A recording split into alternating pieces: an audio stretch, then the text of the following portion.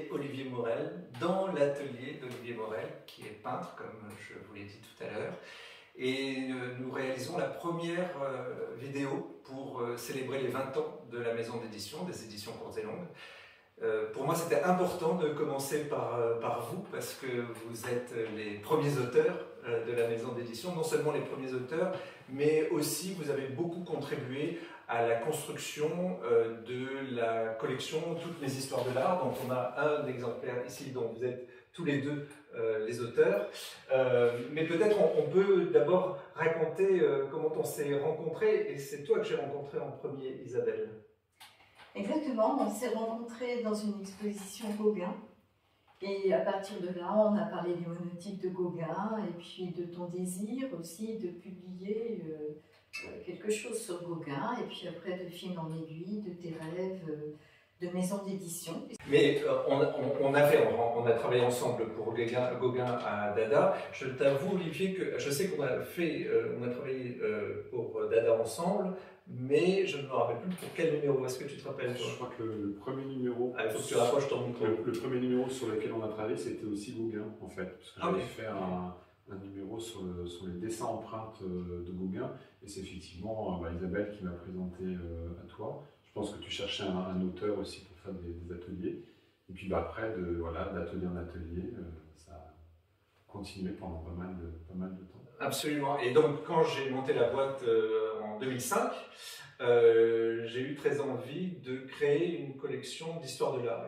À ce moment-là, arrivait l'histoire des arts à l'école, et il n'y avait rien dans le scolaire, il n'y avait pas de manuel autour du sujet. Et on a réfléchi tous les trois, en fait, à cette collection. C'est vraiment une naissance à trois. On a vraiment imaginé les choses ensemble. Est-ce qu'Isabelle, du point de vue de l'architecture de la collection, tu as des souvenirs? Ça fait déjà 20 ans, mais... Je me souviens très bien. Et ce qui m'avait énormément plu, c'est que d'emblée, tu voulais associer l'histoire de l'art à la création, c'est-à-dire aussi comment les artistes ont créé ces œuvres, et pas uniquement faire un catalogue chronologique. Donc je pense que c'était déjà l'idée d'une collection extrêmement ouverte, tous les sujets étaient possibles. Et puis cette connexion, et qui explique aussi notre travail tous les trois ensemble, pour cette édition, était fort intéressante, parce que moi j'ai beaucoup appris justement en lisant aussi les ateliers d'Olivier, en regardant les techniques. Et je pense que c'est indispensable. À l'époque, personne ne faisait ce type d'ouvrage. Toi, Olivier, tu te rappelles ce que ça a impliqué pour toi, ces premiers ateliers dans cette collection? On va peut-être rappeler ensuite comment elle s'architecture, cette collection, mais peut-être on peut dire 2-3 mots sur le travail. Non, c'était très intéressant. Il y avait aussi, pour compléter ce qu'a dit Isabelle, il y avait cette idée d'offrir aux enfants des impressions de grand format, de très bonne qualité. Donc c'était vraiment l'idée de ne pas les réduire à ce qu'ils sont souvent, c'est-à-dire des petits formats avec des choses un petit peu... on dit que ce sont des enfants, donc on n'a pas besoin de mettre une bonne qualité.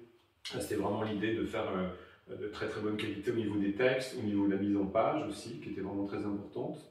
Et puis effectivement, comme dit Isabelle aussi, il y avait 5 ateliers, les numéros étaient divisés en 5 chapitres, 5 modules, et à la fin de chaque chapitre, il y avait effectivement une proposition d'atelier.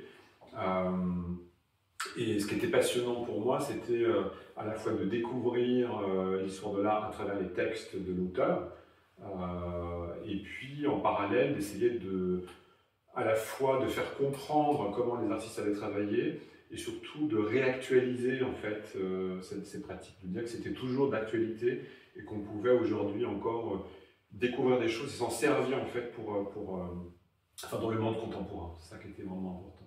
Oui, parce que, comme tu le disais, chaque volume était constitué de 5 modules, en fait 5 caractéristiques essentielles du thème qui était étudié. Ça allait, le premier c'était l'art pariétal, puis il y a eu les nabis, l'impressionnisme, le symbolisme, etc. Enfin, des sujets relativement différents et qui portent encore aujourd'hui, puisque je sais que récemment on a vendu pas mal d'exemplaires de l'expressionnisme allemand, ce qui est un sujet fort difficile malgré tout. Donc 5 chapitres qui éclaire 5 caractéristiques essentielles du thème, une introduction pour chaque chapitre, et puis ensuite des reproductions en grand format d'œuvres qui éclairent chacune de ces caractéristiques.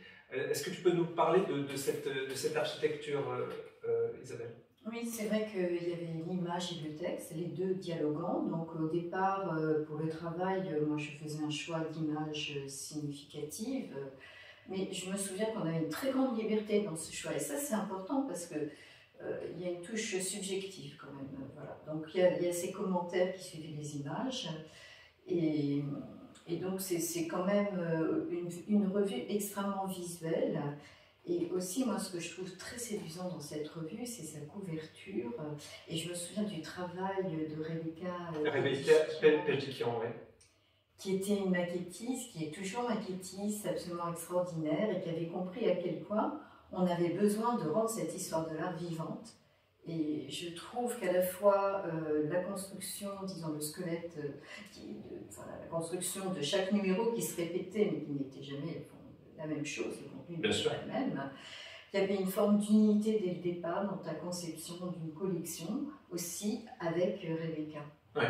Oui, mais c'est vrai que le rôle de la graphiste de Rebecca a été très important pour cela, mais votre regard est ton regard de conservatrice de musée. À l'époque, tu étais conservatrice au musée d'Orsay, et c'était quelque chose de très prestigieux pour nous d'avoir une auteure qui occupait un poste aussi important et qui avait en même temps l'œil de quelqu'un qui était dans l'institution, mais qui aussi avait l'œil qui savait vulgariser en quelque sorte le savoir de très haut niveau. Est-ce que tu peux nous expliquer comment ça s'organisait pour toi, et les choix des images et les textes, l'écriture des textes? Oui, finalement, c'est pas très loin du métier de conservateur non plus, puisqu'on doit rendre accessibles les œuvres d'art, non seulement physiquement, mais aussi intellectuellement. Travailler pour les enfants, moi, ça m'a toujours passionnée. Donc les enfants, c'est pas une réduction du savoir, mais c'est présenter des choses différemment. Et finalement, ce que j'ai aussi beaucoup aimé dans cette collection, c'est qu'il fallait retrouver son regard d'enfant. Et ça, toi-même, tu insistais beaucoup là-dessus parce que c'était ta position face à l'histoire de l'art. Donc comment est-ce que ces images étaient choisies? Sincèrement, on choisissait quand même les plus connues, parce qu'on est bien obligé de construire avec des grosses pierres, voilà, de choses connues, mais aussi des œuvres moins connues et sans aucun tabou. On pouvait mettre des nus, on pouvait parler voilà, d'une histoire de l'art sans filtre pour les enfants, évidemment le plus juste possible. Donc c'était pas évident parce que ces 5 modules, c'est à la fois long et court.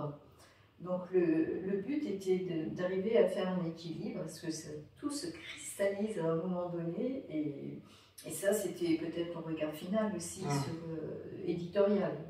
Oui, sans doute que ça c'est quelque chose qui devait passer par un filtre, mais outre la partie théorique, il y avait la partie pratique, et cette mise en jeu dans les ateliers, et il faut le dire, ce n'était pas toujours des ateliers. Et ça, c'est quelque chose qui m'a surpris parce que ça a été vraiment une de tes propositions, c'est-à-dire que c'était soit un jeu, soit un atelier.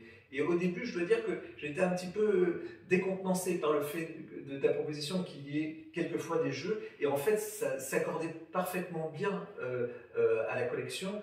Est-ce que tu peux nous expliquer un petit peu comment tu choisissais le fait qu'on passe d'un jeu à un atelier, ou comment tu concevais aussi les ateliers, parce qu'ils étaient très ambitieux quand même?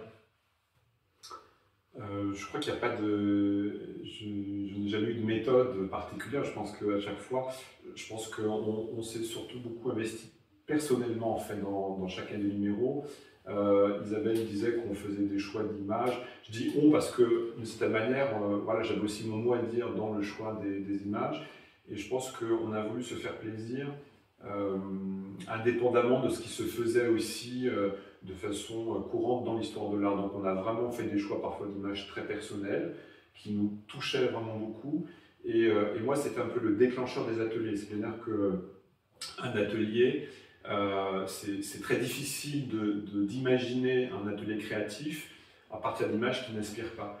Et c'est aussi pour ça que ces choix étaient très personnels, parce que ça me permettait en fait, ça enclenchait tout de suite quelque chose. Je voyais des choses à faire, et c'est pour ça que c'est comme ça que les ateliers se sont construits.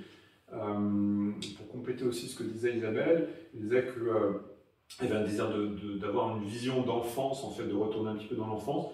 Moi, je dirais presque le contraire aussi, c'est-à-dire que moi, quand je fais des ateliers, il y a vraiment cette idée de m'adresser aux enfants comme s'ils étaient des adultes, c'est-à-dire vraiment de les prendre au sérieux et de faire passer des choses qui sont vraiment profondes, parce que la création, c'est quand même aussi quelque chose de puissant, de profond, avec beaucoup d'émotions, beaucoup aussi de savoir, et ça, je voulais que ce ne soit pas quelque chose d'édulcoré.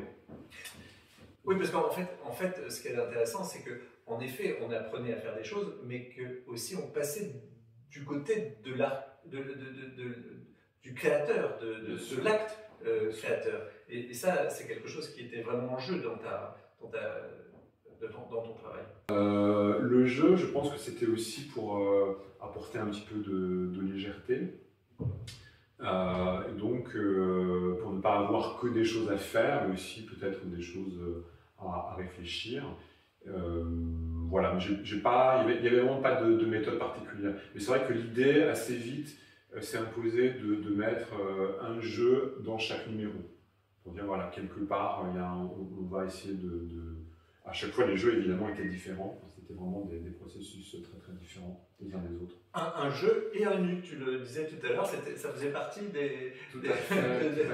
nos objectifs. C'était plus, j'ai l'impression que c'était un peu un choix éditorial. Oui, c'est tout à fait un choix éditorial, absolument. Il faut savoir que dans l'histoire de l'art, il y a beaucoup de nus et que ça n'a rien de scandaleux. C'est pas quelque chose qui doit passer par une quelconque censure. Mais c'est devenu très compliqué aujourd'hui. Hein, parce que, en fait, l'un des effets de ces numéros de toutes mes histoires de l'art, c'est qu'un jour j'ai fini par enseigner les ateliers que j'ai créés pendant des années, et que je peux te dire aujourd'hui que les enfants, que moi je censure souvent les images que je montre parce que j'ai des réactions en direct qui sont vraiment voilà, les enfants refusent en fait aujourd'hui. À quel âge? 6-7 ans en fait, il y a vraiment une sorte de censure du nu. Que tu ne sentais pas auparavant? Que je ne sentais pas auparavant. En l'espace de 10 ans, je trouve que ça a beaucoup... Oui, mais comme la collection à 20 ans, comme la maison, hein, c'était la première... Voilà, donc tu as senti cette évolution au fur et à mesure. Parce que ce qu'on n'a pas dit, c'est que non seulement Olivier est un peintre de grand talent, mais c'est aussi un professeur d'histoire, de l'art, ou d'art. D'art plastique. D'art plastique, pardon, d'art plastique. Et donc, oui, tu travailles avec des enfants jusqu'aux adultes, ou c'est quelle tranche d'âge? J'ai une tranche art plastique qui est de 6 à 10 ans, et puis j'ai un cours de dessin, mais qui est en fait là assez éloigné de ce qu'on pouvait faire avec toutes mes histoires de l'art, de 11 jusqu'à 99 ans. D'accord. Mais effectivement, dans cette partie d'histoire d'art plastique pour les enfants, en fait, je mets en pratique les numéros, les ateliers que j'ai créés pour toutes mes histoires de l'art, avec cette même approche d'ailleurs qui débute par une présentation d'images, et ensuite on met vraiment les ateliers en pratique. Ce qui avait d'assez frappant, c'est que cette collection a été conçue pour des enfants de cours moyen jusqu'au collège, et en fait je me suis aperçu, chemin faisant, qu'elle était surtout utilisée par les classes maternelles.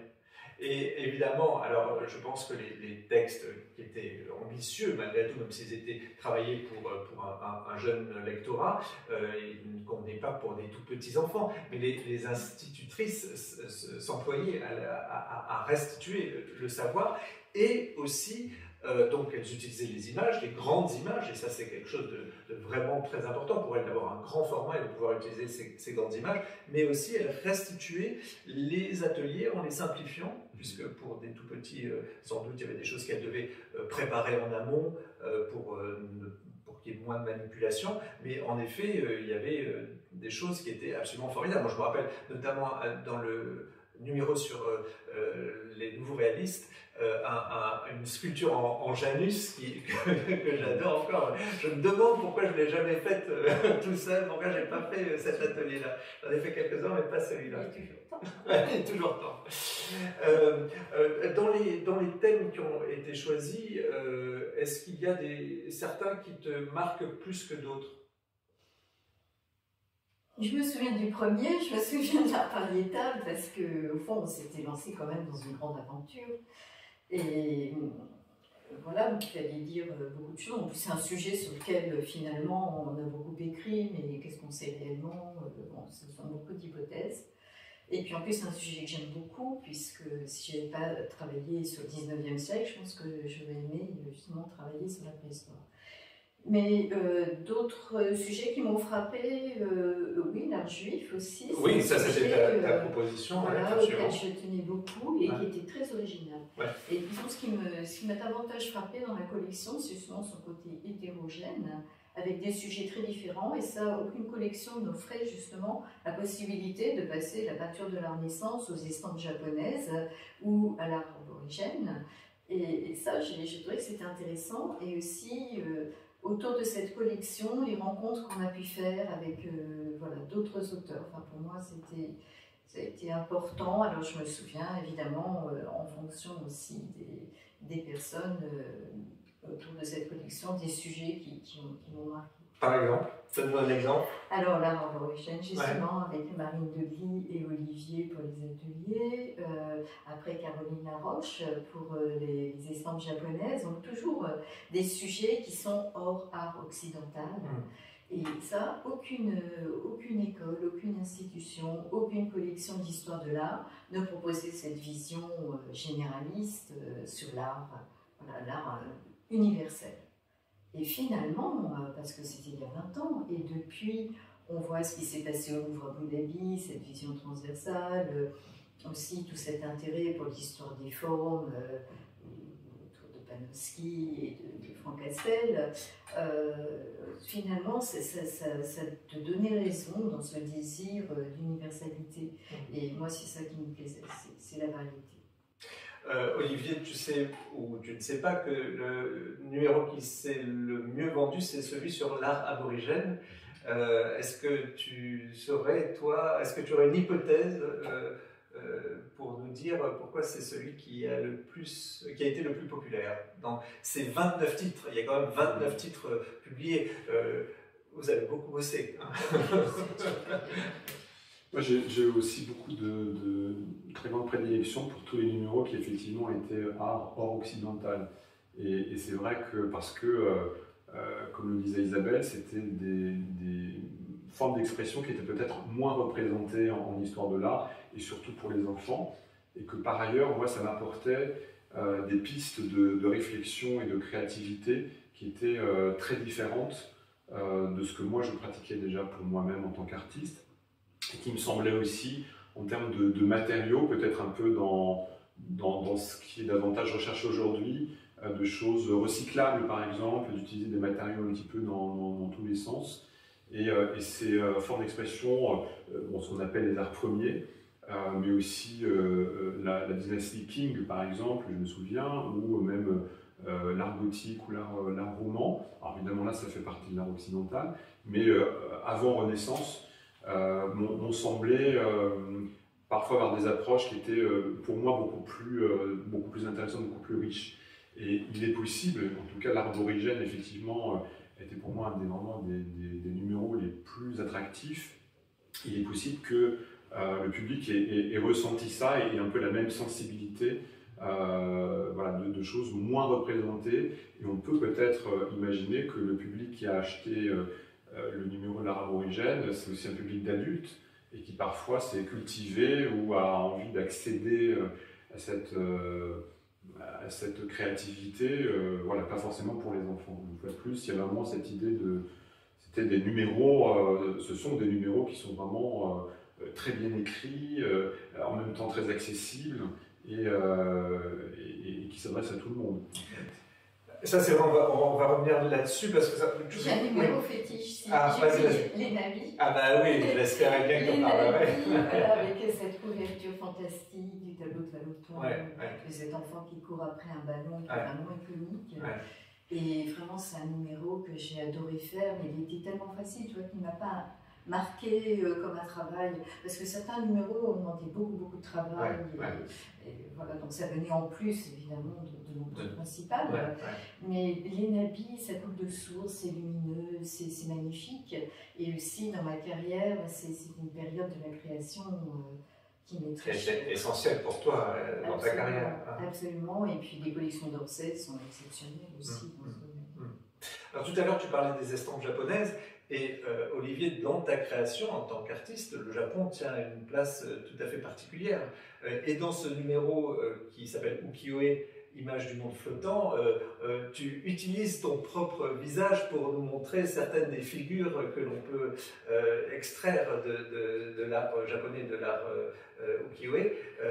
Est-ce que ce numéro a été particulièrement... Est-ce que tu t'en es senti particulièrement proche? Enfin, quel était le rapport avec ce numéro qui est, dont le sujet est si proche de toi? Alors dans ce numéro, j'ai travaillé effectivement avec Caroline Laroche. Moi j'aime beaucoup les estampes japonaises et c'est vrai que ça faisait partie des numéros qui me tenaient beaucoup à cœur.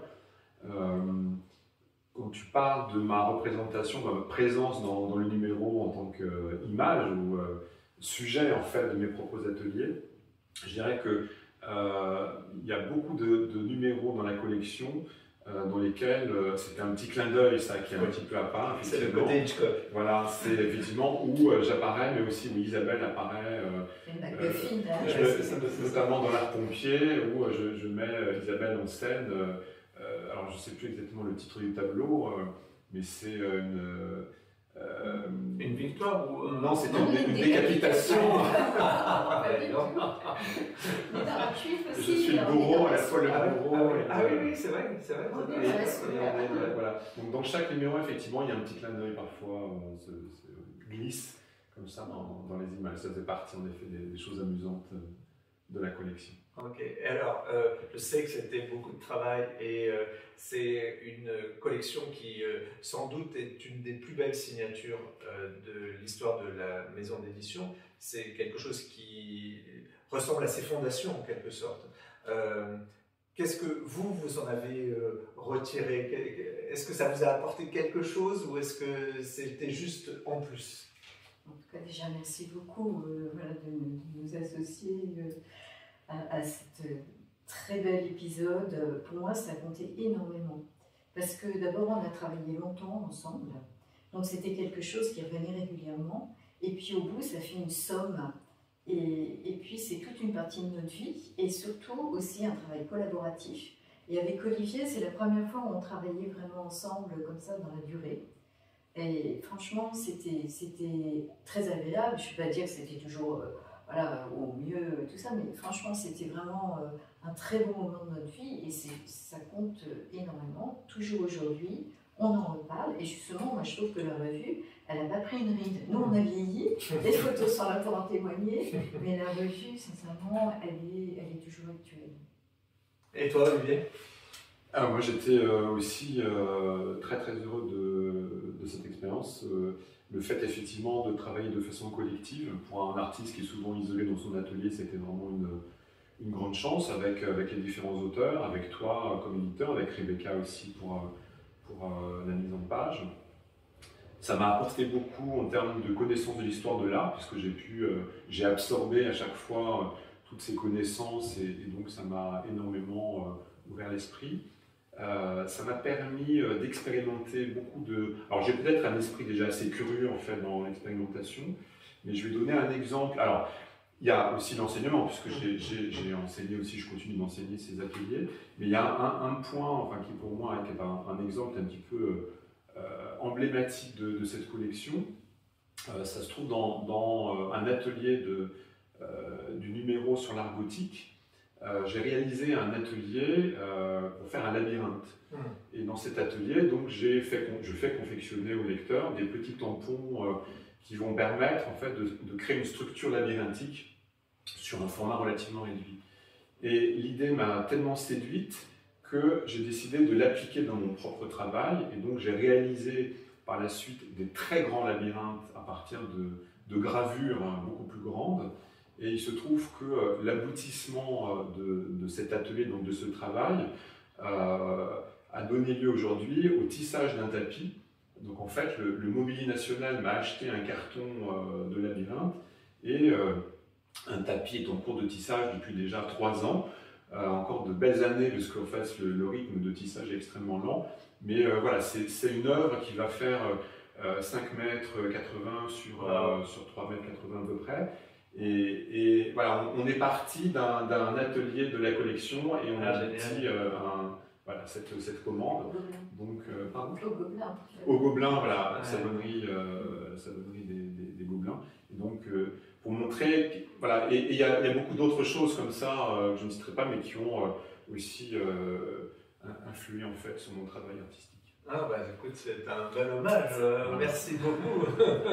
Et merci, moi je veux vous remercier de la confiance que vous m'avez accordée et de tout le travail que vous avez donné dans cette collection qui existe encore, qui est toujours là et qui, je crois, a une singularité, une originalité et une force et une qualité qui sont vraiment tout à fait particulières, et ça c'est vraiment grâce à vous. Donc je vous remercie et merci de ce temps ensemble. Merci. Et on attend évidemment qu'il y ait d'autres numéros. C'est bien sûr, Olivier. Si vous êtes prêt à rempiler, il n'y a pas de problème. Merci. En tout cas, on aime toujours. Moi aussi. Merci Jean. Merci.